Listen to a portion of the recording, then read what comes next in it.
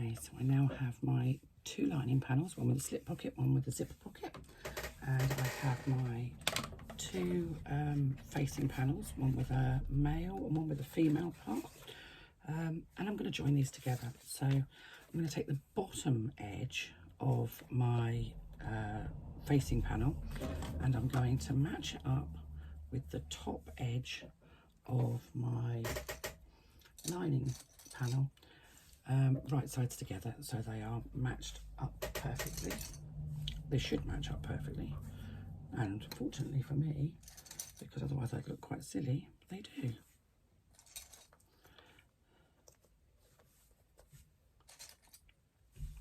So that's one. I'm going to do the other one as well, so I can kind of almost batch sew this. So make sure you're working at the top of your panel, and so it's the bottom of the facing panel matching up with the top of the lining panel. Golly, that's twice that's happened. Perfect.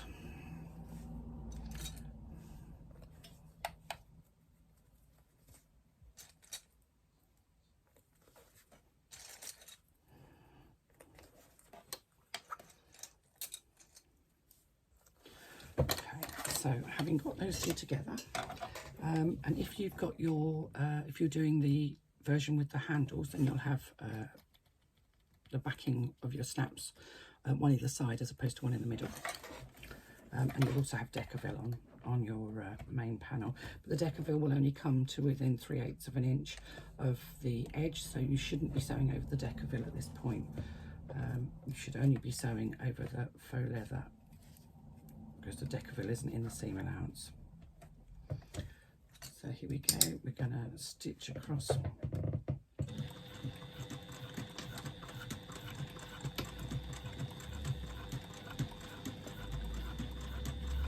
Stitch across to join the lining to the facing panel using a 3/8 of an inch seam allowance.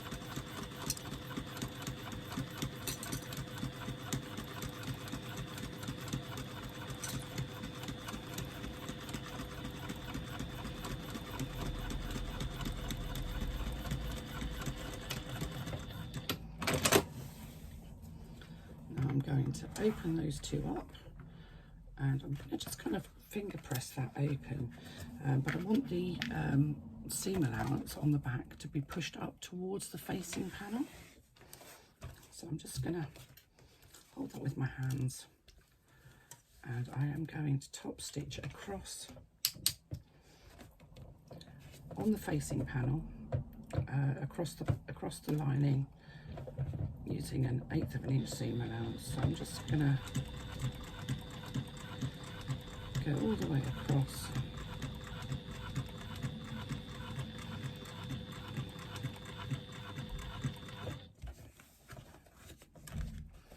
Ensuring that the seam allowance is remaining sort of facing, pointing up towards the facing rather than down towards the lining.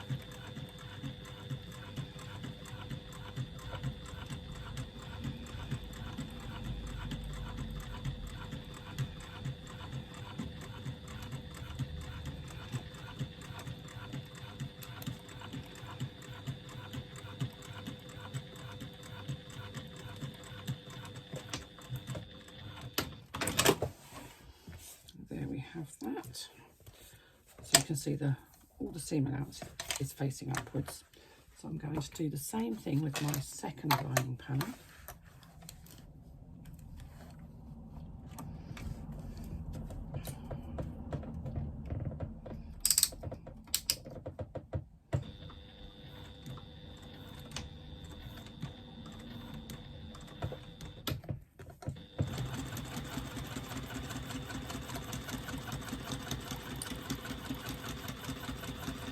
Stitching them all the way across using a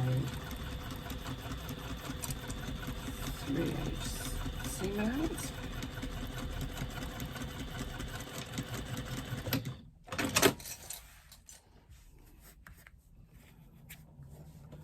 Opening up, pushing the seam allowance up towards the facing, using my fingers to press that seam open before top stitching at 1/8 of an inch.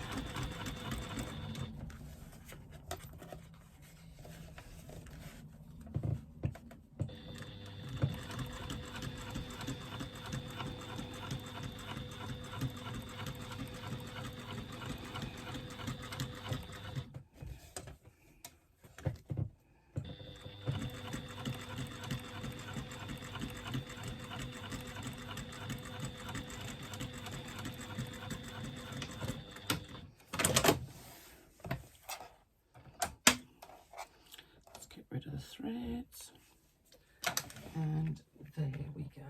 So that's our 2 linings completed.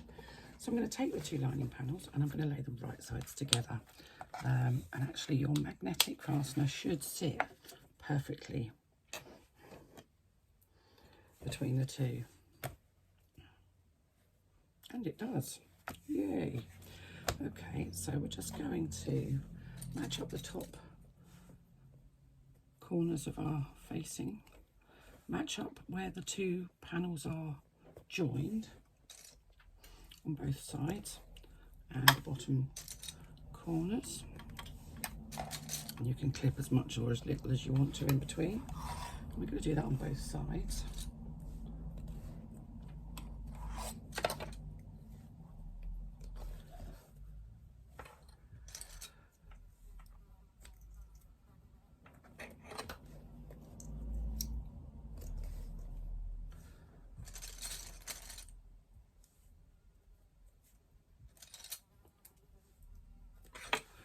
But you find out how accurately you've cut, and I'm just going to stitch down both sides of my panel using a 3/8 of an inch seam allowance. I'm just reducing my stitch length a little bit.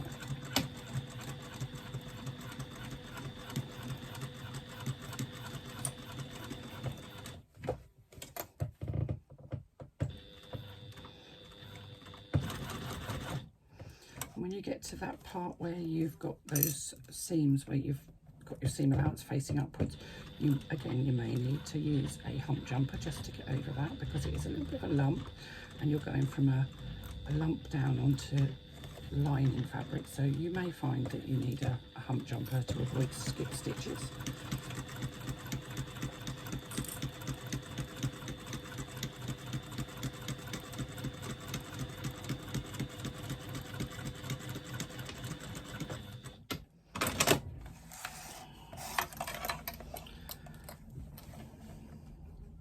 Do both sides at the same time because I'm quite happy to press my seams open once I've actually got both sides done. If it makes it easier for you, you can actually just press one side open, stitch one side, then open it up and press it open, and then come and do the other side. It's very much a personal preference, so I'm quite happy to do the pressing once it's actually all stitched together sideways, certainly the sides.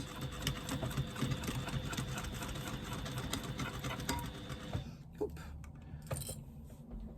Oh, I've got a knot in my thread, how bizarre. Can't remember the last time I had a knot in my thread, and my thread has broken. So I'm just going to raise my foot up.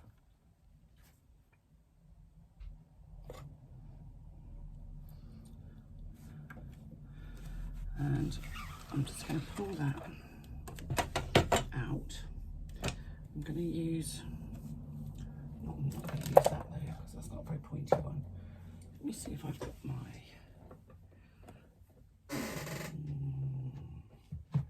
I appear not to have what I want to hand, so I'm just going to use a large needle instead. I'm just going to undo the stitching.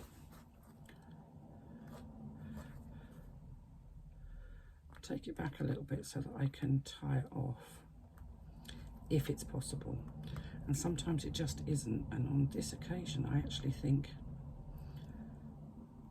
there's been a bit of a, things have shredded and all sorts. I'm not quite sure what's happened there, so actually I'm not going to be able to undo that stitching. So what I'm going to do is I'm going to start about 1 inch back and I'm just going to do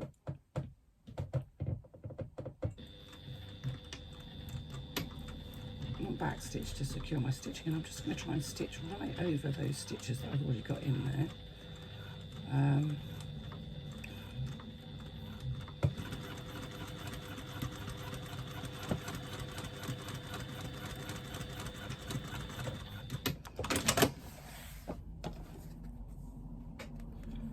So that's where I started my stitching. And that's where my thread broke, so I can remove the bits where I started my stitching. Where my thread broke, I'm just going to add a little tiny bit of glue because I don't want that to come adrift. And I'm going to trim off the excess bit of thread that I've got. So I've just literally glued those stitches in place. They will be completely enclosed in a second, so we don't need to worry too much about them, but it's just to be sure that nothing's going to kind of come undone.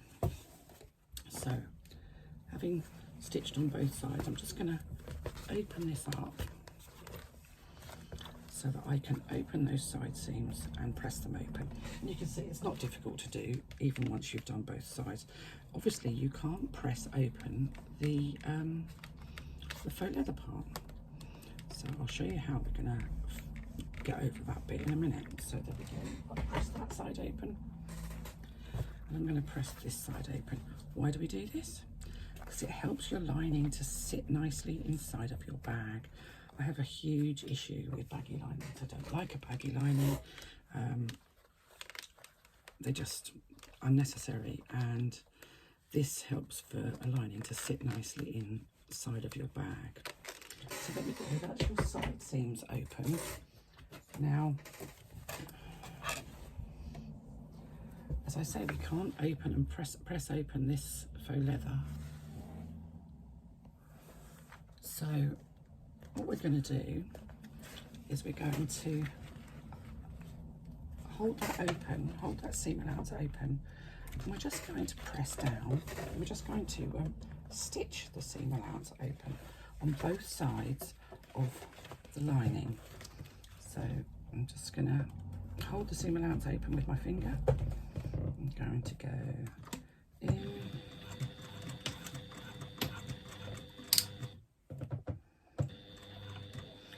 I'm just going to stitch down 1/8 of an inch either side of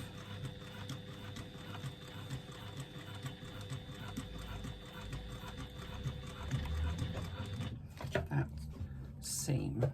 I'm going to raise my foot, bring my work out, leave long threads because I'm going to bury the threads at the bottom there so that they're not showing inside of the bag. And do exactly the same on the other side of the seam. And this just holds the seam allowance at the top of the bag open.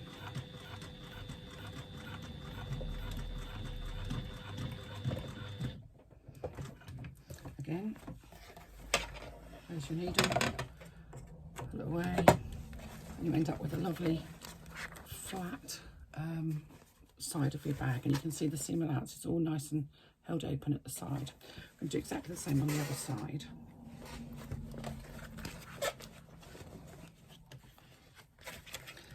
So just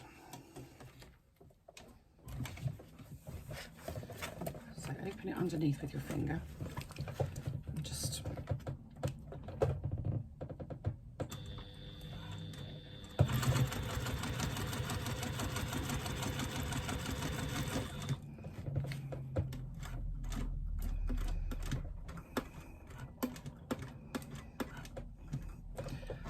okay, that's that one.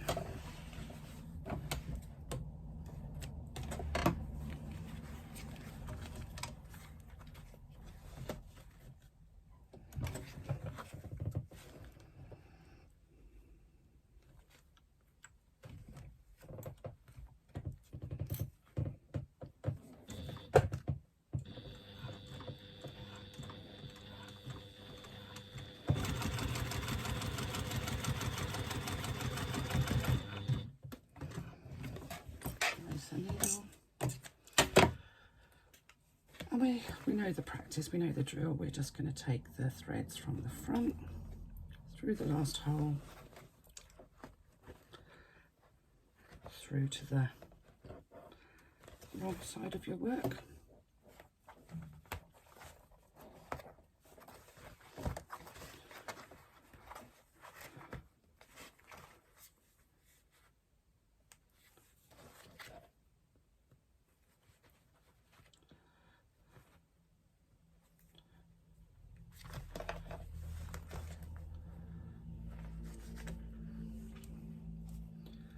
And you can tie both pairs off together if you want to, which is what I'm going to do.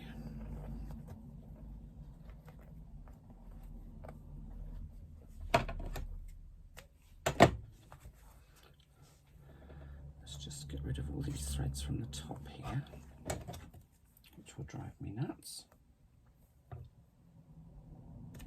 So that's one side done.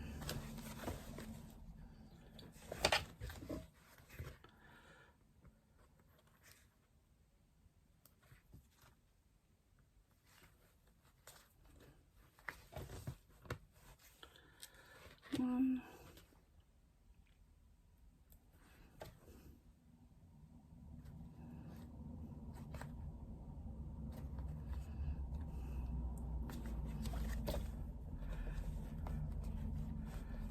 Two.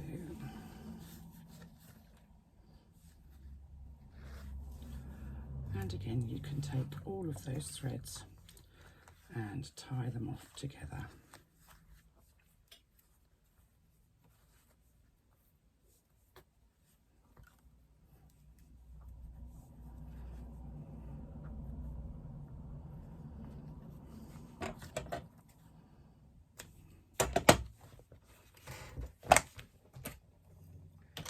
Let's just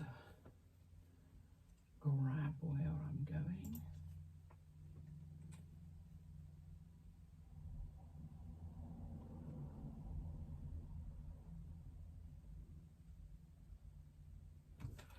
Right, there we go.